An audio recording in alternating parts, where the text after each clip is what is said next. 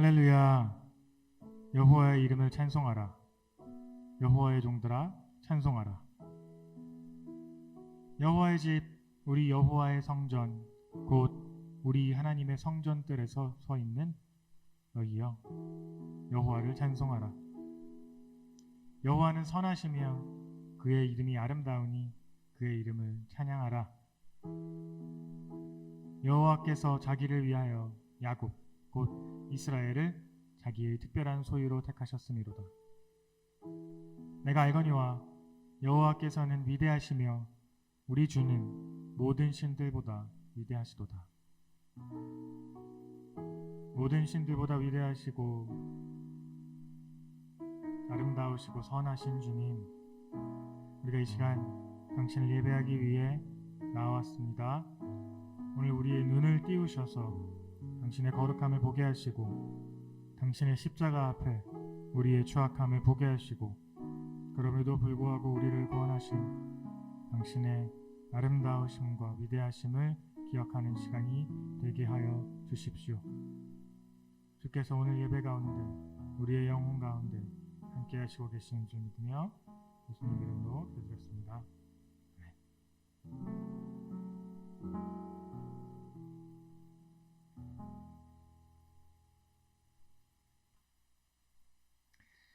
예배에 나오신 여러분을 주님의 이름으로 환영합니다. 저희 오늘도 함께 예배하실 때 하나님께서 우리에게 허락하신 일들을 기억하시면서 함께 기쁘게 찬양하시면 좋을 것 같습니다. 특별히 오늘 찬양하실 때에는 좀 더 간절한 마음으로 우리의 마음을 열고 하나님의 거룩하심을 볼 수 있는 눈을 허락해 달라고 같이 기도하는 마음으로 찬양하시면 좋을 것 같습니다.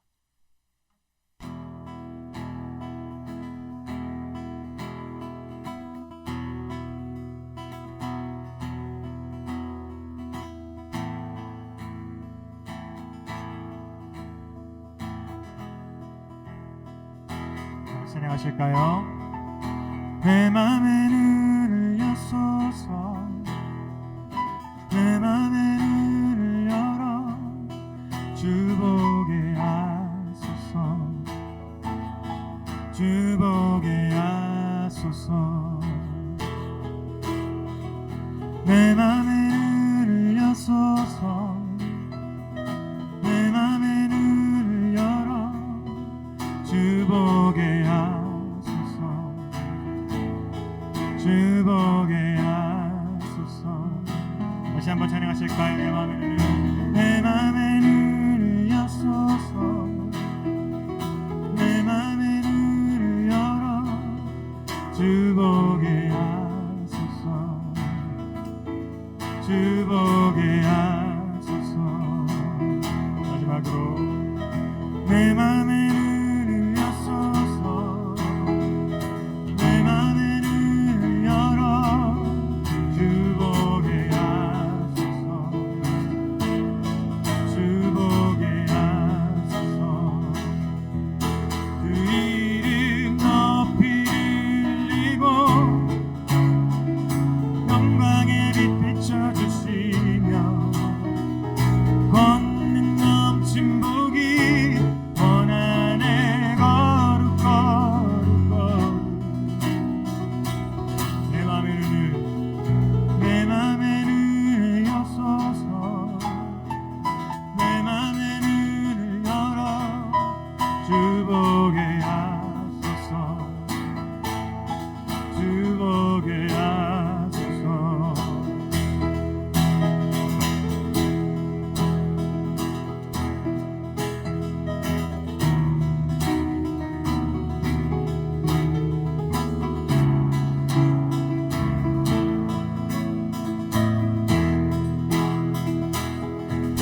그 이름 높이 들리고 영광의 빛 비춰주시며 권능 넘친 복이 원한에 거룩 거룩 거룩. 이름 높이 들리고 영광의 빛 비춰주시며 권능 넘친 복이 원한에 거룩 거룩 거룩. 이름 높이 들리고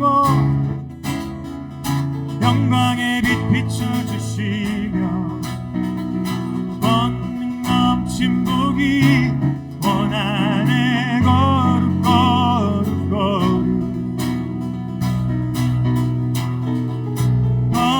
거룩 거룩 거룩 거룩 거룩 거룩 주보게 하소서. 주님은 거룩하십니다.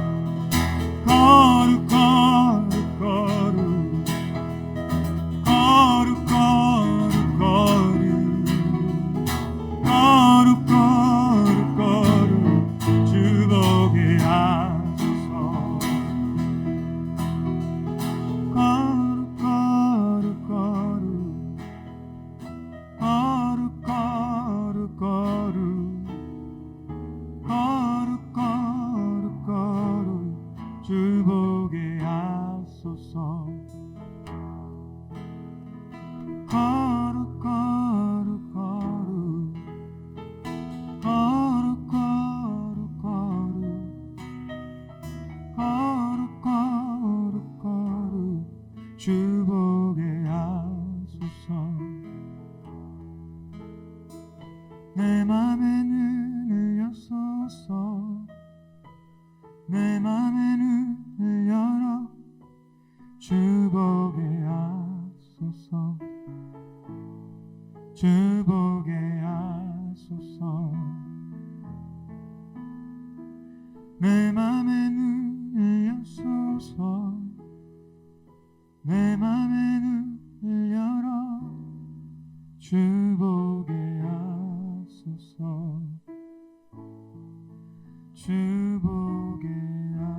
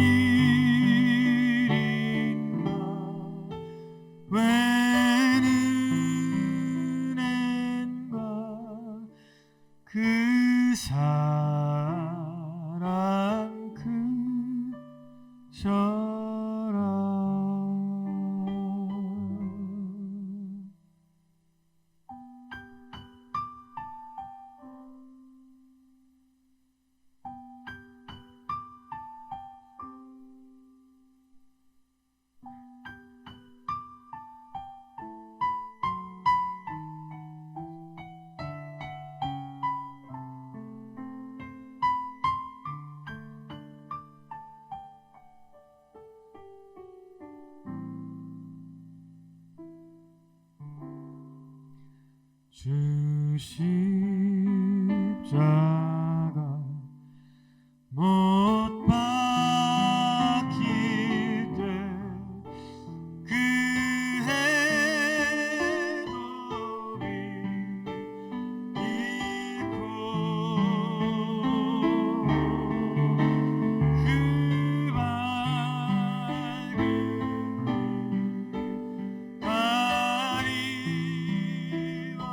가리워서 감감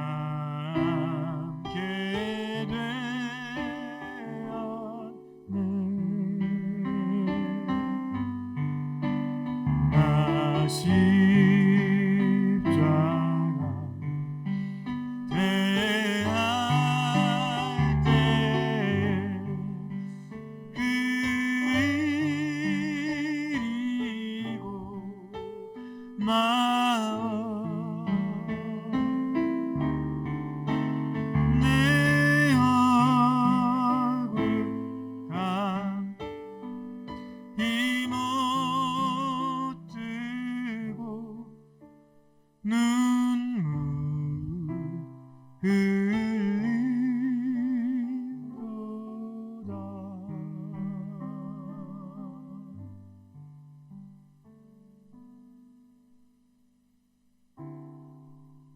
비길 수 없는 하늘의 별을 놓은 내 앞에 거센 파도 잠잠케 하시는 분 비길 수 없는 아침을 밝히시는 분 이 땅에서 많은 주의 사랑 안에 있네. 주 광대하시네. 영원토록 놀라운 영광의 예수 누구도 비교할 수 없는 은혜 예수. 어둠이 지면 기쁨의 노래 주시네. 아침이 오면 자녀들 우리 찬양해. 주 광대하시네. 영원토록 놀라운 영광의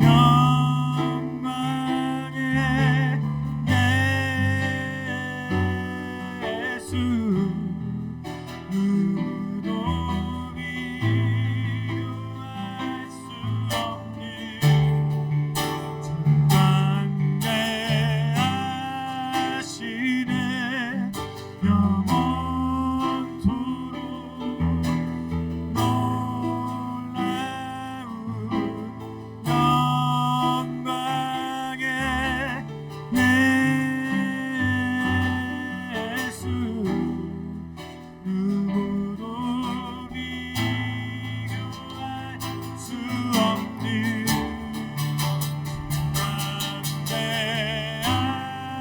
광대하시네. 영원토록 놀라운 영광의 예수 누구도 비교할 수 없는 주 광대하시네. 영원토록 놀라운 영광의 예수 누구도 비교할 수 없는 이름 예수.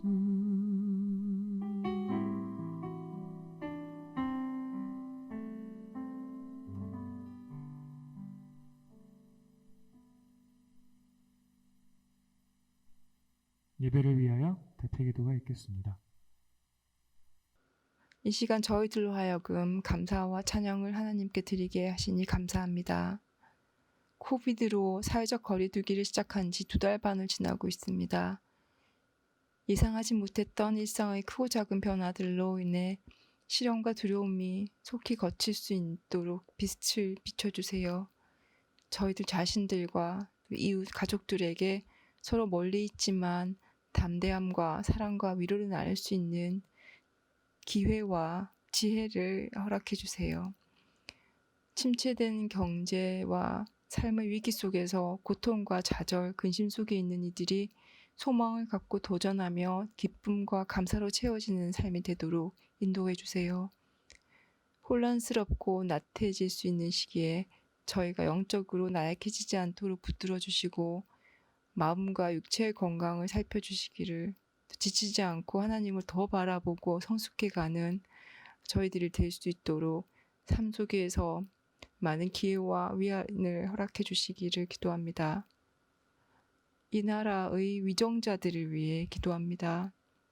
이들의 현명하고 사람을 먼저 생각하는 정책과 지위가 그 어느 때보다도 중요한 시기입니다. 이 나라를 축복하시고 하나님을 두려워하고 하나님의 진리대로 결정을 할 수 있도록 위정자들에게 지혜와 용기로 행동하는 축복의 역사가 일어나게 해주세요. 저희 교회를 위해 기도합니다. 어려운 때 특히 더 수고하시는 저희 목사님과 예배를 이끄는 수고하시는 지체들, 그들 가정에 함께 하셔서 강건하게 지켜주시고 기쁨으로 섬길 수 있도록 크신 은혜 부어주세요. 오늘 드리는 저희 예배가 주님께서 기뻐 받으시는 제사가 되게 하시고 시작하는 이 시간부터 마치는 시간까지 감화와 감동이 우리들 가슴에 뜨겁게 전해지기를 예수님 이름으로 기도드렸습니다. 아멘.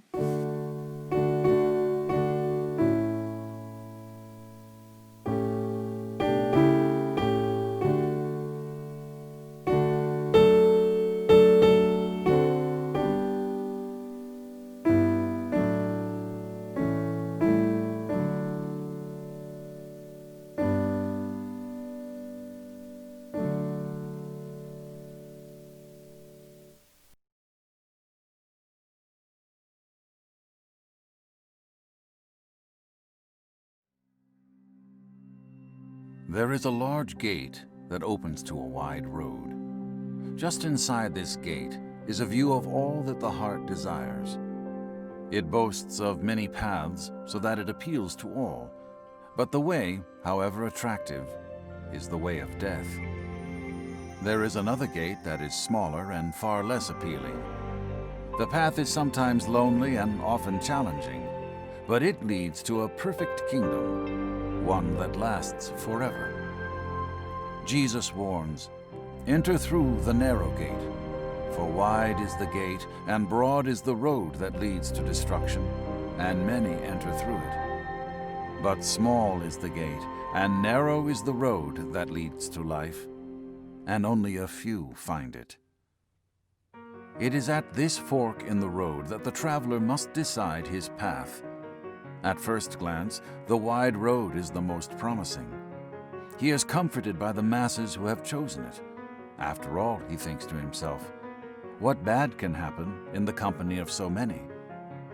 But as he moves towards what seems to be the better path, his attention is drawn to an evangelist pointing the way toward the road less traveled. The messenger cries out to him in urgency, "Jesus said, 'I am the way, the truth, and the life. No man can come to the Father except through me.'" Then in further warning he adds, "The way of life and the way of death are before you. Choose wisely." From where the traveler stands, the broader road appears far more attractive because of its many self-indulgent options. But he cannot shake the evangelist's invitation and warning. If the evangelist's words are true, by surrendering to the lesser path, the way of the cross, the way of self-denial, the traveler will find his life. But if he chooses to trust the vain promises offered by the greater path, he will, in the end, lose it. The truth of the evangelist's message continues to affect the traveler, and all at once his eyes are opened. Far off in the distance, he can now see that the broad path leads to destruction. The life that seemed right to so many, in fact, ended in eternal judgment. And not one man, woman, or child on this path could avoid its disaster. No longer deceived by the false claims of the broad path, the traveler falls to his knees in repentance. "Show me the path that leads to life," he pleads. Again he is directed to the small gate, the narrow path. The traveler eagerly begins his new adventure toward the eternal kingdom. On this path he will experience sorrow, but he will be comforted. He may not be rich, but his expectation is in an eternal treasure. He will experience injustice and be affected by immorality, but his hunger for God's righteousness will be satisfied. He will practice mercy and likewise be shown mercy. Along the narrow path, the traveler will be changed. His heart will be made pure and his eyes will see God. And even though he will be misunderstood and persecuted, the kingdom of heaven is his. Jesus says, "I am the gate. Whoever enters through me will be saved." The narrow way alone carries the treasure of the gospel, and the gospel is this: that Jesus died for our sins according to the Scriptures, that he was buried, and that he was raised on the third day according to Scripture. Believe on the Lord Jesus Christ, and you will be saved.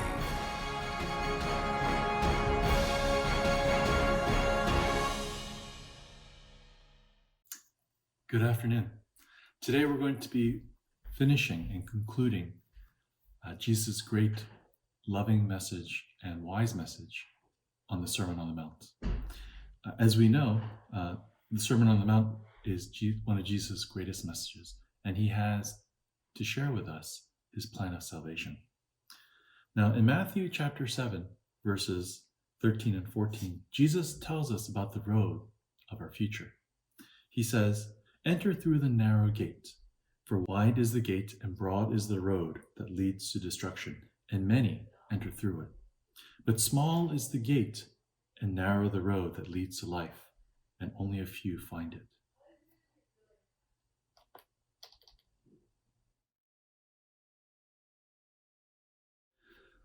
When we discuss this message, Jesus is telling us that we will have many choices in our lives. But there's one choice that is the most important, and that choice will decide where we will end up in life. He describes both choices to us. The first choice is a road that is wide, and the gate is wide. And he tells us that many people take this road. Why do people take this road? Well, it's easy, and everyone else is doing it. There's a lot of fun. You can do whatever you want, and no one will tell you what you can and cannot do. Jesus says that this road is a road that leads to destruction. But from the very beginning of the road, it's very hard to see the end of the road. You can't see very easily what will happen at the end. But if you could, you would see many people weeping and regretting their sad and horrible end.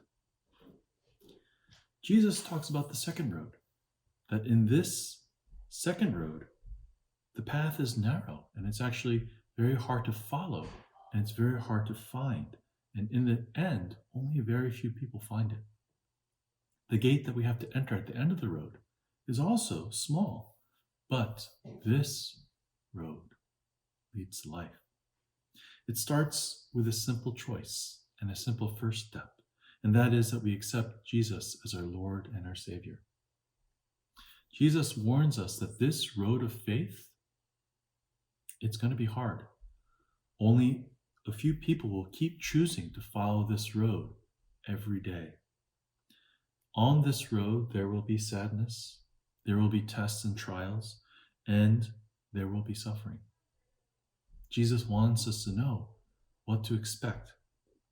But he also tells us that there will be the love of our brothers and sisters in faith. And he tells us that he will be with us along this road as he changes our eyes and changes our heart.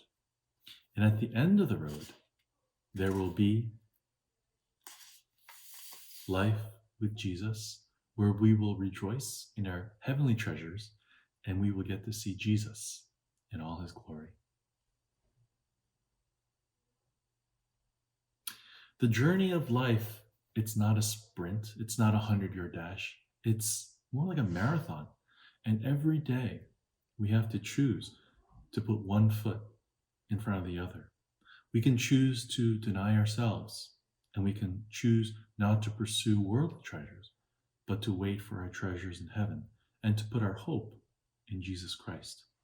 And if we fix our eyes on Jesus' vision of our future, then we will have our future with him. And if we persist on Jesus' road, we will find that the greatest treasure that we will have with him now as well as for eternity. We have several questions that we will go over today. Where does the narrow path lead? The narrow path leads to a perfect kingdom that lasts forever with Jesus. Which path did the evangelist urge the traveler to take? He urged the traveler to take the narrow path. Which path did the traveler think looked more attractive? The path that looked more attractive was the broad path. What was at the end of the broad road? Eternal judgment was at the end of the broad road. After asking to be led to the path that leads to life, where was the traveler directed?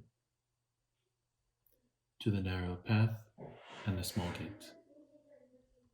What belonged to the traveler now that he was on the narrow path? The kingdom of heaven belonged to the traveler. What does Jesus say he is?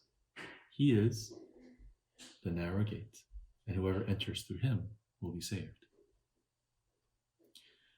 God has shown us the way to heaven and eternal life with him. And today's memory verse comes from Matthew chapter 7, verse 13 to 14. Let's pray. Heavenly Father, we thank you that you have chosen for us the narrow path. And we thank you, Lord, that on this path, you do not leave us, but that you provide us with brothers and sisters in faith to encourage us and to help us to put one foot in front of the other. We pray, Lord, that you will help us to fix our eyes not on the worldly fun and treasures, but Lord, that we will fix our eyes on our Lord in heaven, and that we will look forward to not only treasures in heaven, but also an eternity with our Lord and our beloved Savior, Jesus Christ. In Jesus Christ's name we pray. Amen. 교회 소식입니다. 예배에 참석하신 모든 분들을 주님의 이름으로 환영합니다. 주보를 참고해 코로나19 바이러스와 온 성도가 함께할 기도 제목을 놓고 기도해 주시기 바랍니다. 오늘은 선교 헌금이 있습니다. 2020년 후원 선교지는 주보를 참고해 주시기 바랍니다. 주일 예배는 추후 변동사항이 있기 전까지 12시 45분부터 온라인으로 드려집니다. 헌금에 관해 성도님들의 문의가 있어 안내해 드립니다. 모아두셨다가 예배당에 모이는 주일에 헌금하셔도 되고 혹 미리 보내기를 원하시는 분은 개인 체크를 사용하셔서 아래 교회 주소로 보내주시기 바랍니다. 온라인 방법은 추후 안내해 드리도록 하겠습니다. 교회 주보는 김일랑 집사님을 대신해서 박태현 집사님이 6월부터 맡아주십니다. 중고등부 제자 양육 훈련이 5월 23일부터 진행 중입니다. 매일 새벽 예배는 생명의 삶 순서를 따라 들으시기 바랍니다. 기혼 목장지기 줌 미팅이 오늘 오후 3시에서 4시에 있겠습니다. 최지훈 집사님이 박사 과정을 마치고 교수로 임용되어 타주로 떠나게 됩니다. 하나님께 영광을 돌리며 교회를 위해 수고해 주신 최지훈, 김일랑 집사님께 감사드립니다. 이 가정을 위해 축복해 주시고 기도해 주시기 바랍니다. 안녕하세요. 소리네 가족입니다. 안녕하세요. 저는 이번에 6년간의 박사 생활을 마치고 졸업하게 된 최지훈입니다. 이타카에서 박사 생활을 하면서 코넬 한인교회 통해 신앙생활에 대해서도 많이 배우고 또 좋은 분들 만나서 교제하면서 힘든 유학생활을 잘 버텨나갈 수 있었던 것 같습니다. 또 힘든 일이 있을 때마다 저희 목장분들 포함해서 목사님, 사모님 그리고 많은 교회 분들이 기도해 주시고 신경 써 주시고 또 응원해 주셔서 정말 많이 감사합니다. 앞으로 새로운 곳에 가서도 저희 가정이 코넬 한인교회 통해서 받은 사랑과 은혜를 잘 기억하면서 저희도 베풀며 살 수 있도록 노력하겠습니다. 모두들 항상 건강히 지내시길 바라겠습니다. 안녕하세요. 소리 엄마 김일랑입니다. 정말 우리 소리를 임신했을 때 처음 여기 코넬 한인교회에 오게 되었는데요. 이제 소리가 벌써 킨더에 갈 나이가 되었습니다. 그동안 정말 많은 일들이 있었는데 항상 힘들 때나 또 기쁠 때나 옆에서 많이 도와주시고 항상 기도해 주셔서 감사합니다. 여기서 받은 많은 사랑 잊지 못할 것 같고요. 정말 마음속에 간직하고 저도 그 사랑을 나눌 수 있기를 바라봅니다. 그런 사람이 되도록 노력하겠습니다. 네. 그동안 정말 감사했던 이 마음들을 한 분 한 분 만나 뵙고 인사드리고 떠나야 하는데 상황인지라 이렇게 영상으로나마 인사를 드리게 돼서 정말 아쉽고 슬픕니다. 그렇지만 또 저희가 너무 멀지 않은 곳으로 이사 가니까 또 다음에 기회가 된다면 이타카에 꼭 방문해서 얼굴 뵙고 인사 드릴 수 있기를 바랍니다. 그런 시간이 곧 오기를 또 기도합니다. 감사합니다. 안녕하세요, 소리입니다. 안녕하세요, 소리입니다. 이사 가는데 조회수를 만나고 싶어요. 사랑해요. 놀러 오세요. 안녕. 안녕. 감사합니다. 감사합니다. 다음에 또 봬요. 다음에 또 봬요. 안녕. 안녕.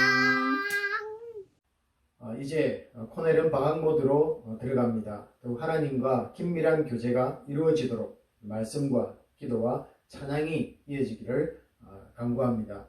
지난주 졸업자 명단에 빠진 분이 있었는데요. 한예은 집사님 박사과정 졸업자 명단에 추가되었습니다.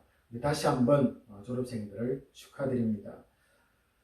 이제부터 우리 졸업생들이 이타카를 떠나게 됩니다.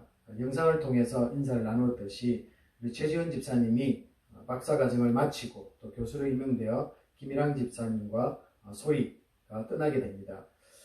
우리 최지훈 집사님은 교회 찬양팀, 기타 반주로 또 재정팀원으로 수고해 주셨고 우리 김일랑 집사님은 몇 년 동안 매주 주보를 작성하고 여성 성경 공부, 연락 등을 맡아 섬겨주신 귀한 부부들입니다.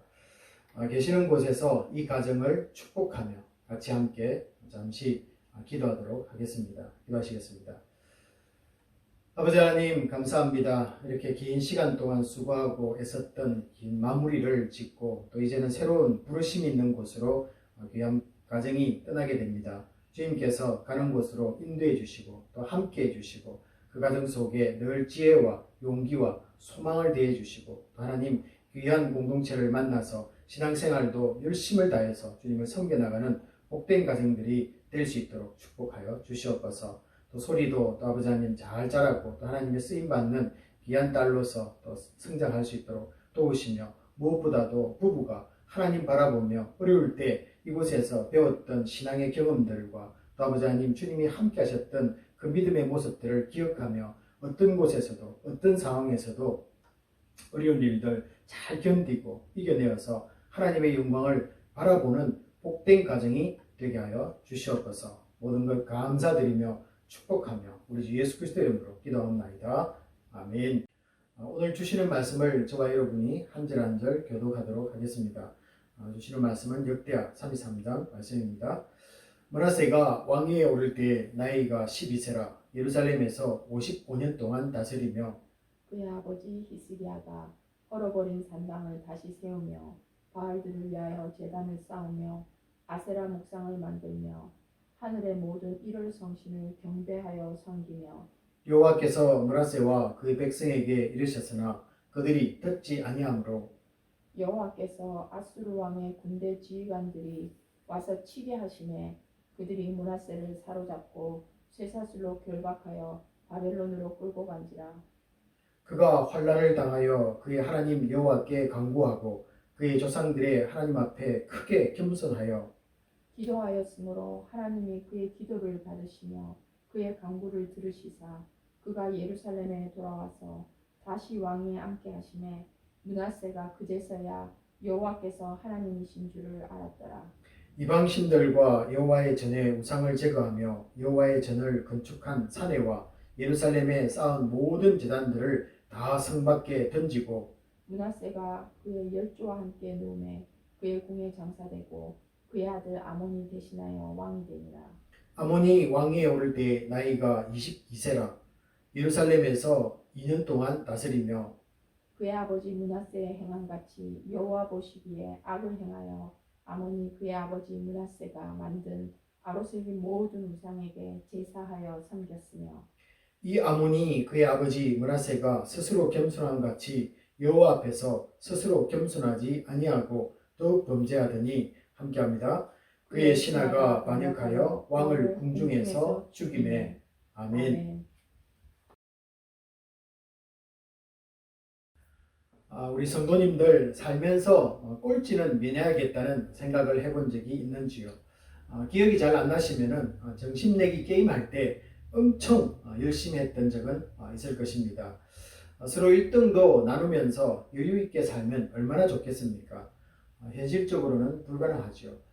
그래서 살면서 마지막 등수도 할 수도 있고 또 그것조차 즐길 수 있는 사람이 되었으면 참 좋겠습니다.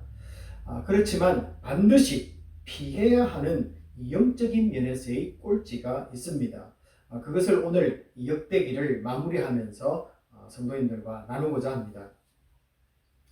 역대기를 다루면서 하도 왕들의 이름들이 많아서 기억은 다 못하지만 하나님의 관점에서 우리가 선한 왕과 악한 왕의 우리가 기준을 본 것은 틀림없습니다. 하나님 아닌 다른 신들을 섬기느냐, 그리고 하나님 말씀을 전하는 이 선지자들을 죽이고 또 근위에 도전하느냐 않느냐, 그리고 마지막으로 하나님을 신뢰하지 못하고 이방 국가의 힘을 의지하느냐, 이런 것들이 기준이 되었습니다. 한마디로 줄인다면은 하나님으로부터 이탈되느냐라는 것입니다. 우리가 잘 알다시피 이 표적에서 이탈된 것을 하마라티아, 이 죄라고 부른다는 것을 여러분들 많이 알고 계실 것입니다. 사람은 하나님으로부터 멀어질 때 이 거룩을 상실하고 또 죄 가운데 빠지게 됩니다. 그래서 늘 선지자들은 이 하나님으로부터 멀어진 이스라엘을 향해서 돌아오라라고 말씀을 전했던 것입니다. 지금까지 이 왕들을 보지만은 하나 궁금한 것이 하나 있습니다. 누가 가장 악한 왕일까? 이런 것들이 우리 마음속에 궁금합니다. 여러분은 누가 가장 악한 왕이라고 알고 계시고 또 생각이 드시는지요? 우리가 지난번에 이미 살펴보았지만 대부분 므낫세라고 말합니다. 오늘 이 본문 말씀 2장 2절부터 10절에서 언급된 이 엄청난 죄를 이 하나님 앞에서 저지른 왕들은 지금까지 거의 없기 때문에 그렇습니다. 그런데 그런 그가 그렇게 쭉 하나님 앞에서 죄만 짓다가 죽었다면은 이 별 문제는 없을 것입니다. 그러면은 악한 왕이 되겠죠. 하지만은 오늘 본문 11절과 13절을 보시면요, 이 하나님의 징계 가운데 완전히 새 사람으로 변화되어서 나중에는 이 하나님을 잘 섬기다가 이 므낫세가 죽기 때문에 어떻게 보면은 이 가장 악한 왕이라고 부르기에는 뭔가 조금 어색한 부분이 사실은 있습니다. 이런 마음을 가지고 역대하 33장을 쭉 읽어 내려가시면요, 이 33장 이 끝자락에 그의 아들 이 아몬의 일대기가 불쑥 이렇게 나타납니다. 그러나 굉장히 짧습니다. 대부분 새로운 장이 시작되면서 이 왕을 소개하는데 여기서는 뭔가 조금 다릅니다. 그리고 너무 그의 일생이 짧게 언급되기에 얼핏 우리가 지나칠 수 있지만은 꼭 이 아몬이라는 왕을 살펴보아야 합니다. 먼저 우리 21절을 한번 보시면요, 무려 여러분들이 아시다시피 무려 이 유다에는 이 왕들이 20대 왕에 오른 왕들이 8명 정도가 나옵니다. 참 이게 많은 분들이 20대에 왕에 올랐는데요. 우리가 잘 알다시피 아마샤, 요담, 히스기야, 여호야김이 4명 정도가 25, 20대죠. 아하스가 20살, 그리고 아몬이 오늘 보는 22살에, 그리고 뒤에 나오는 여호야김이 23살, 그리고 시드기야가 21살. 그래서 20대에 왕에 오른 것처럼 이 아몬도 역시 오늘 본문 말씀과 같이 22세에 왕이 됩니다. 그리고 이 20대 왕이 오른다면은 10대 왕이 된 요아스 7살, 그리고 요시야, 여호야긴 8살, 우시야 16, 므낫세 12살, 이렇게 한 5명이 비하면은 자신의 의지와 판단을 가지고 나라를 이끌고 다스릴 수 있는 충분한 나이였다고 우리가 볼 수가 있습니다. 통치 기간도 비록 2년에 불과하지만은 이 석 달에 불과한 요아하스와 여호야김과 또 그리고 1년으로 마친 이 아하스에 비하면은 그나마 더 나은 편이다, 이렇게 우리가 평가를 할 수가 있습니다. 사실 이 긴 시간을 다스린다고 해서 다 선한 왕은 아니기 때문입니다. 유다 왕 중에 가장 길게 우리가 알다시피 55년을 통치한 이 아버지 이 므낫세의 이 악행을 우리는 기억을 하고 있습니다.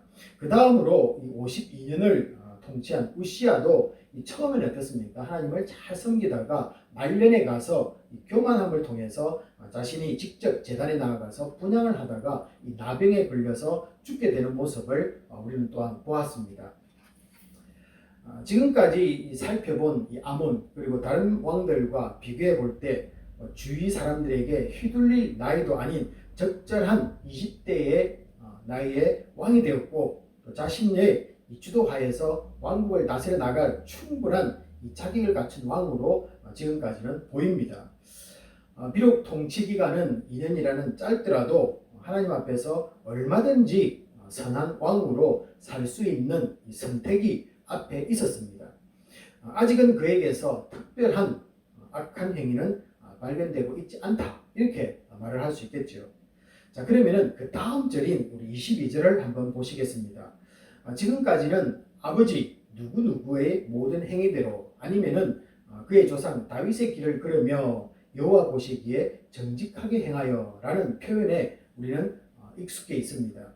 자, 그런데 이 22절을 보시면요, 아몬에 대해서는 좀 다른 표현이 소개가 됩니다. 그의 아버지 므낫세의 행함같이 여호와 보시기에 악을 행하여 라는 말씀입니다. 이 말씀으로 인해서 일단 아몬은 전혀 선한 왕의 부류에는 들어가지 못하고 있음을 알 수 있습니다. 게다가 우리가 잘 알다시피 이 패턴이 하나 나왔는데요, 아버지가 나쁘면은 아들은 선하고, 또 아버지가 선하면은 악한 왕이 나오는 그런 경우가 있었습니다. 예를 들자면은 아하스 나쁜 왕이었는데 그 아들은 히스기야는 선한 왕이 나왔고, 또 히스기야는 참 착하고 선한 왕으로 되었지만은 그 아들은 또 오늘 보았듯이 이 밑에 므낫세라는 악한 왕이 나오는 이런 패턴이 하나 있었습니다. 이런 경우도 사실은 아닙니다. 아버지의 나쁜 행위를 따라서 이 아몬은 2대에 걸쳐서 아들까지 악한 왕이 나온 적은 어떻게 보면은 처음 있는 일이라고 볼 수가 있겠습니다. 그러나 우리가 또 지금까지 살펴보았지만 정확히 또 아몬을 이렇게 평가해야 되는데요. 솔직하게 또 정확하게 말한다면은 이 아버지 이 므낫세는 포로로 잡혀갔다 정신을 차리고 이 하나님을 섬기는 이 변화된 삶을 살았다는 것 우리 이미 알고 있지 않습니까? 자, 그러므로 인생 마지막에 선하게 변한 이 아버지 밑에 나온 악한 아들이라고 말해야만이 정확할 것입니다. 자, 그렇지만은 22절 이 구절은 나중에 변한 그 좋은 아버지의 모습을 본받지 못하고 악한 영향만 받았다는 것을 강조하는 것이 바로 22절이죠. 자, 드디어 이제 22절 이 하반부는요, 아몬이 하나님 앞에서 어떤 죄를 지었는지를 소개를 하고 있습니다. 다시 한번 보시면요, 그의 아버지 므낫세가 만든 아로 새긴 모든 우상에게 제사하여 섬겼다라고 이렇게 적고 있습니다. 그런데 우리가 그 3절 보시면은 하나님을 알기 전에 이 므낫세가 자신의 아버지 히스기야가 버린 이 아세라 목상을 섬기는 모습을 보여주고 있습니다. 그의 그런 이 므낫세는 이 15절에 가면요, 나중에 또 새 사람이 된 후에 어떻습니까? 자기가 일생 동안 섬겼던 이방 신들과 여호와의 전에 우상을 제거했다라고 또한 새로운 소식을 또 전해주고 있습니다. 자, 그러면은 우리가 히스기야, 므낫세, 이 아몬의 이 3대를 아몬의 기준으로 다시 한번 보시면요, 어떻습니까? 할아버지 히스기야는 이 개혁을 통해서 아세라를 버렸습니다. 그리고 아버지 이 므낫세는 할아버지가 버린 우상을 평생 섬기다가 하나님 만나고 다시 버리게 됩니다. 그리고 이 아몬은 할아버지가 버리고 또 이어서 아버지가 결국은 버린 우상들을 다시 주워와서 섬기는 죄를 범했다는 것입니다. 좀 복잡하지만은 여러분 어떻습니까? 할아버지가 개혁하면서 버렸고 아버지가 섬기기는 섬겼지만은 그러나 결국에는 하나님을 만나서 이것을 제거했는데 그것을 그 3대째 되는 이 아몬이 다시 주워와서 하나님을 섬기지 못하고 우상을 섬기는 이 죄를 범했다. 이렇게 결론이 나는 것입니다. 자, 여기서 중요한 것은 할아버지가 버리고 또 아버지가 평생을 섬기다 결국 버렸다면은 왜 이것을 다시 섬겨야 하는가에 대해 한 번은 생각해 보아야 한다는 것입니다. 그렇지 않겠습니까? 이 하나님이 가장 미워하는 것이기에 우리가 잘 알다시피 이 10계명의 첫 번째와 이 두 번째의 우상을 섬기는 것과 하나님 아닌 것들을 섬기는 것을 하지 말라고 명령하고 있습니다. 게다가 역대 왕들이 이 개혁을 할 때마다 우리가 잘 알다시피 이 우상들을 제거해 왔습니다. 그리고 수많은 이 선지자들이 왕들과 이 백성들에게 우상으로부터 돌아서라는 부르짖음에도 불구하고 이 버린 우상을 다시 주워올 때는 그도 이 아몬도 뭔가 생각이 분명하게 있었을 것이라는 것이죠. 어떤 생각인지 저는 잘 모르겠습니다. 그러나 의지적으로 자기의 판단 하에서 버린 것을 주워왔다는 것이죠. 이것이 바로 이 아몬에게서 우상을 섬기는 것은 의도적인 증거라는 것입니다. 의도가 있었다는 것이죠.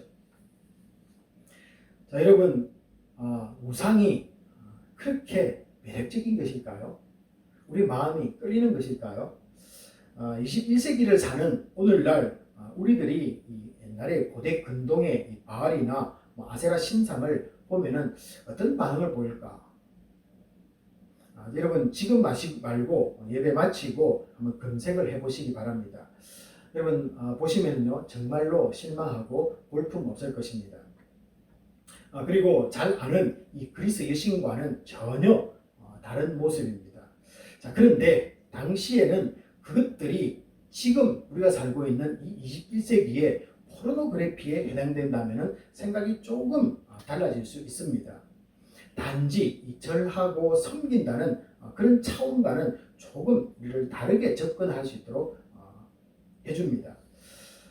지금처럼 온갖 이 음란물을 접할 수 있는 그런 시대가 아닙니다.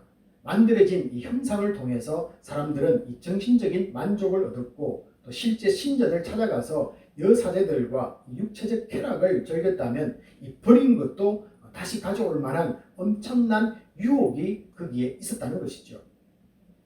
이 말씀을 듣는 중에 느끼는 것이 여러분 무엇입니까? 우상을 버리기가 참 힘들고 이 악은 정말로 끈질기다. 할아버지, 아버지, 아들 그리고 손자에 이어서 계속 앞서 그것도 어떻습니까? 그들의 세계만 끝난 것이 아니라 지금까지도 인류가 살아가고 있는 곳에 계속해서 이어지고 있다는 것입니다. 이 아버지가 버린 것일지라도 다시 주워올 수밖에 없는 인간의 약함을 우리가 보아야만 한다는 것입니다. 이것을 우리는 중독이라고 부릅니다. 여러분, 술, 도박, 그리고 마약, 게임만 아니라 우리를 하나님께로 멀어지게 만드는 많은 것들이 너무 강한 이 중독성이 있습니다.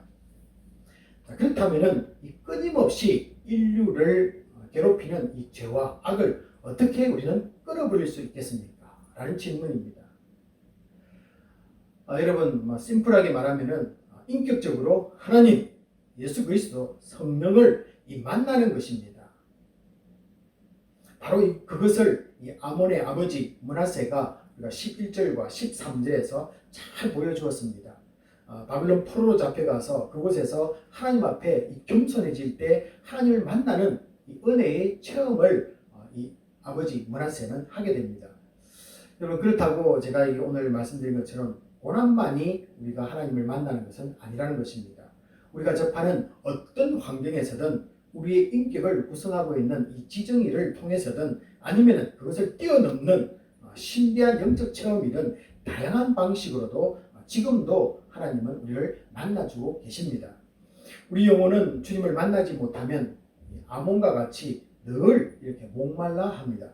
그래서 이 버린 것을 다시 주워 섬기는 이유가 바로 여기에 있다는 것입니다. 하나님을 만나지 못하면 그 자리를 채워야 되기 때문에 버렸던 것도 다시 가져온다는 것이죠.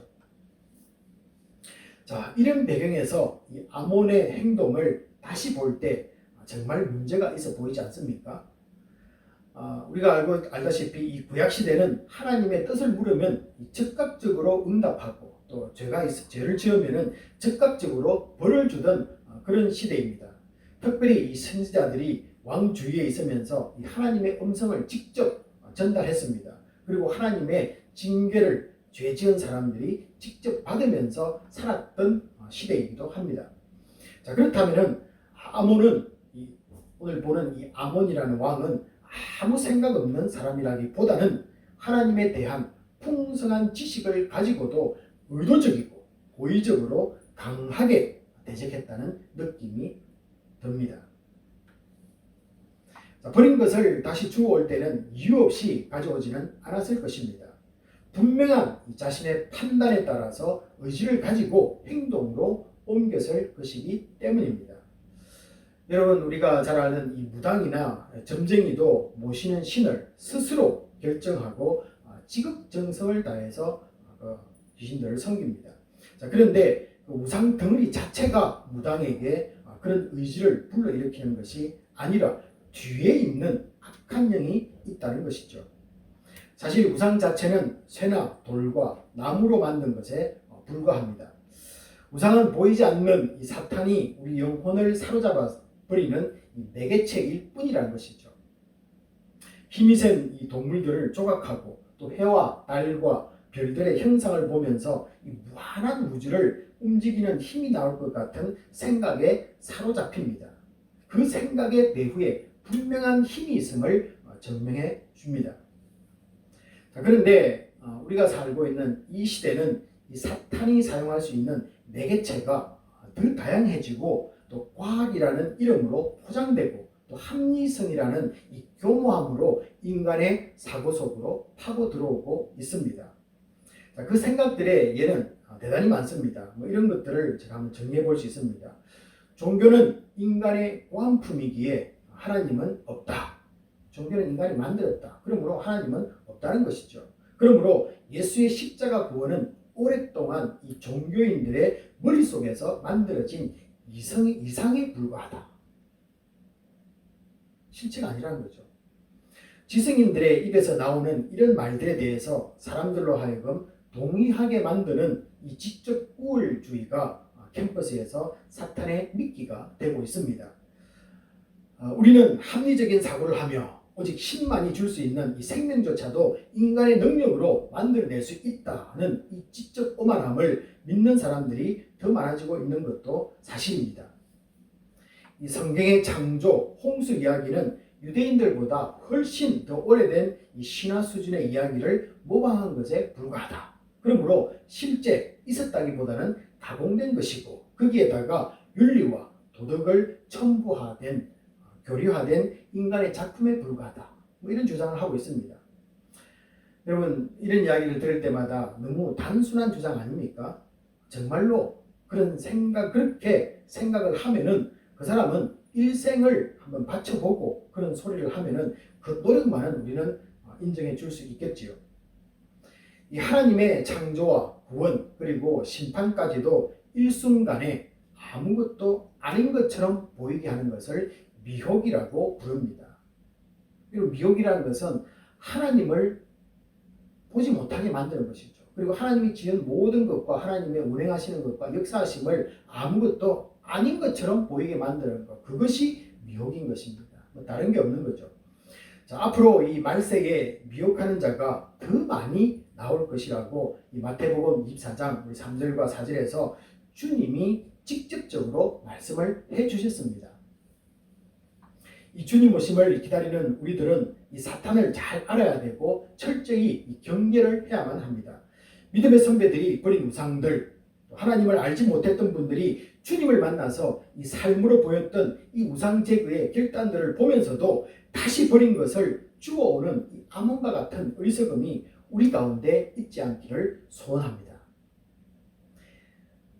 우리가 잘 알고 있는 이 잠언서 20장 11절은 이렇게 말하고 있습니다. 개가 그 토한 것을 도로 먹는 것 같이 미련한 자는 그 미련한 것을 거듭 행하느니라고 말씀해주고 있습니다. 여러분 오늘 이 잠언서 26장 11절 말씀을 한번 우리가 이 시대를 살아가는 우리들에게 다시 한 번 더 이 말씀을 묵상해야 될 중요한 말씀입니다. 개가 그 토한 것을 도로 먹는 것 같이 미련한 자는 그 미련한 것을 거듭 행하느니라. 지금까지 우리는 이 아몬 왕을 살펴보고 있습니다. 물론 이 선한 왕들에 비하면 좋은 점수를 받지는 못하지만은 많은 왕들 역시 우상을 섬겼다는 점에서는 특별히 이 아몬에게 마이너스 점수를 더 줄 필요는 없는 것 같습니다. 자, 그러나 여러분 반드시 보아야 할 것이 한 가지가 남아 있습니다. 이 아버지 므낫세는 엉망으로 살다가 회개하는 왕이었지만은 아몬은 회개를 찾을 수 없다는 것입니다. 여러분 오늘 본문을 21절에서 마지막 절까지 쭉 25절까지 보시면요. 아몬은 회개가 없습니다. 아버지 일생은 긴 역사 속에서 그의 터닝 포인트가 있었습니다. 그러나 우리는 이 아몬에게서는요. 열왕기에서나 역대기에서나 전혀 그것을 찾아볼 수가 없다는 것입니다. 여기서 우리 성도님들께 한번 여쭙고 말씀을 이어가도록 하겠습니다. 여러분 언제 어떤 회개가 요즘 나의 마지막 회개였습니까? 회개가 많다는 것은 죄를 많이 지었다는 말인데 없다는 것은 좋은 것 아닌가요? 라고 반문할 수 있습니다. 저도 정말 여러분이 그렇게 되기를 원합니다. 하지만 우리가 하나님 앞에 설 때마다 정말로 회개할 것이 없을까요?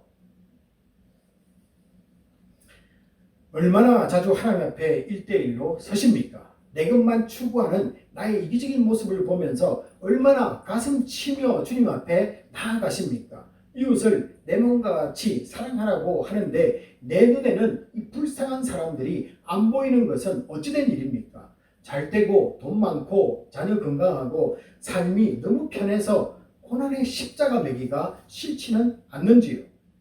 예수 믿는다고 하지만은 부끄럽게 사는 내 모습 바라보며 괴로워하는 마음 한 번이나 갖지나 하는지요?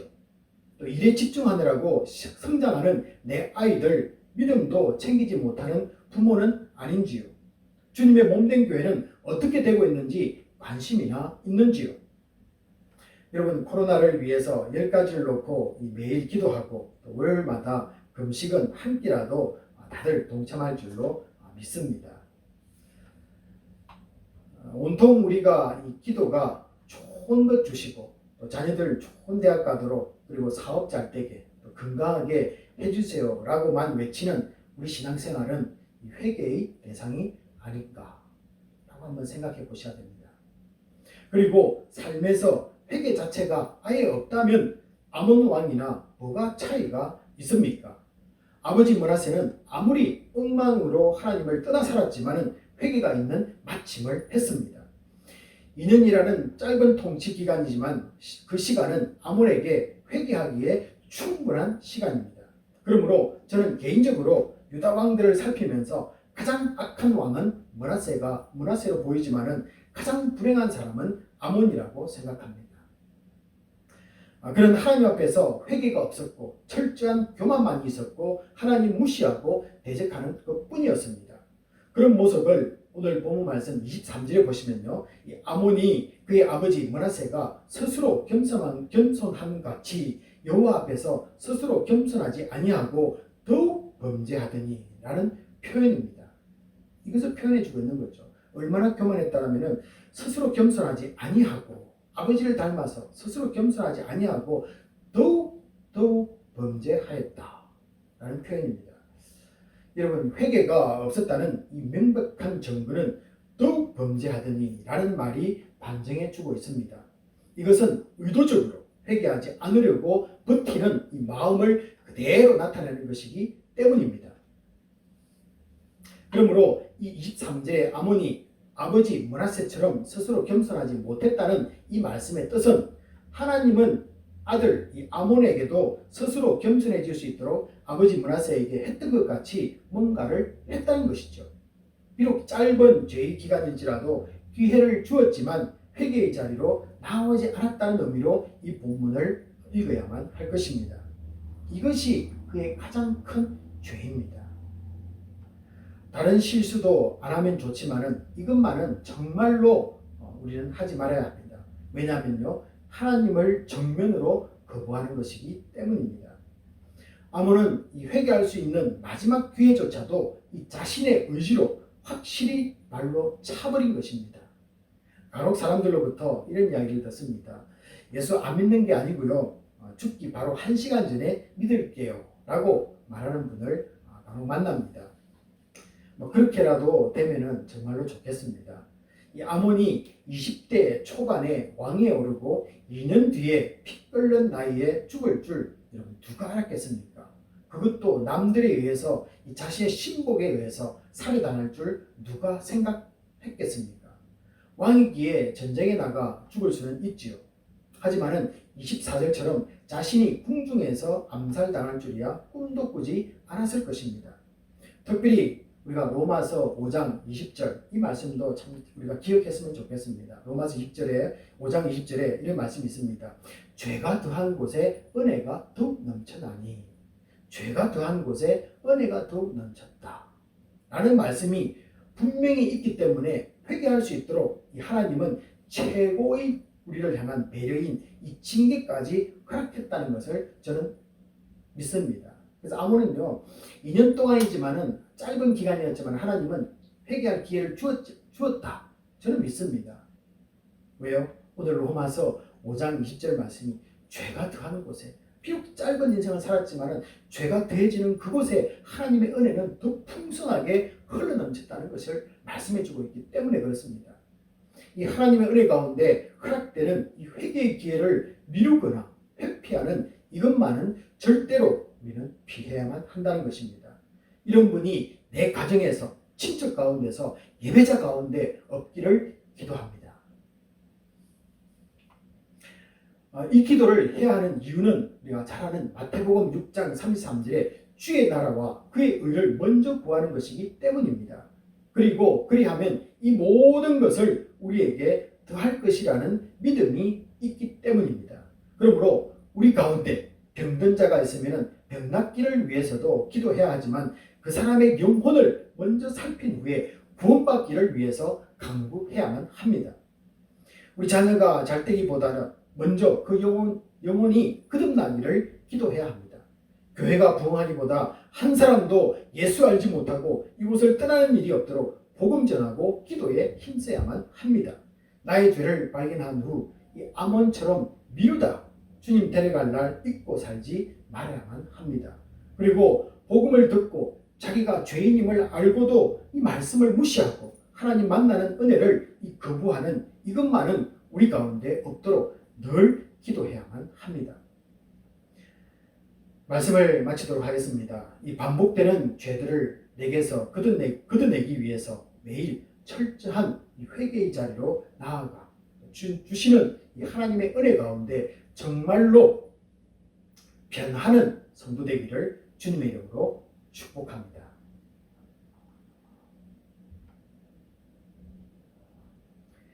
네, 우리 이 시간은 내게 주신 말씀을 한번 붙잡고 잠시 통성으로 기도하는 시간을 갖도록 하겠습니다.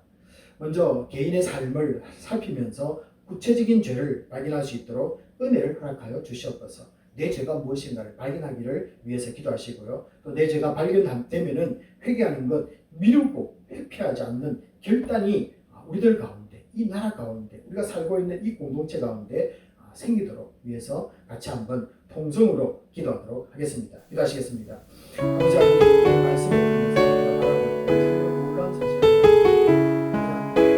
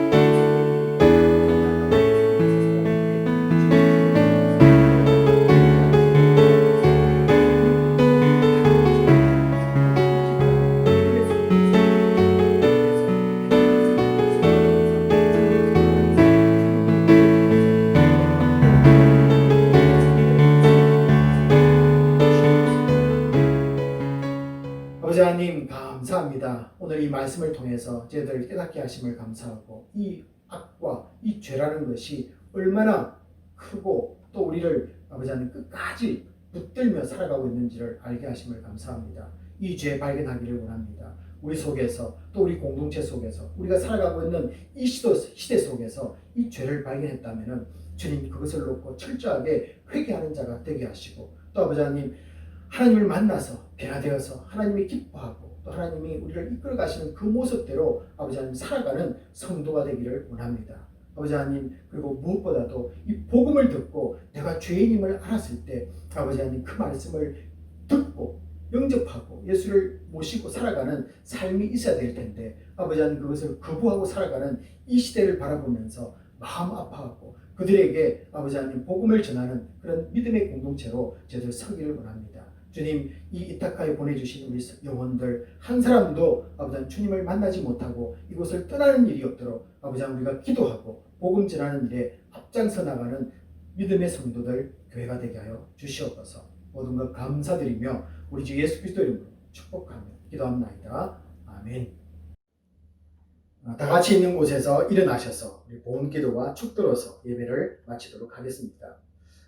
하나님 아버지 우리를 불쌍히 여겨 주시옵소서. 코로나19 바이러스로 아직도 많은 분들이 생명을 잃고 두려움 가운데 있습니다. 경제가 어려워지고 고통 가운데 있는 분들이 늘어나고 있습니다. 이제 우리에게 긍휼을 베푸셔서 이 땅이 회복되도록 은혜를 허락하여 주시옵소서.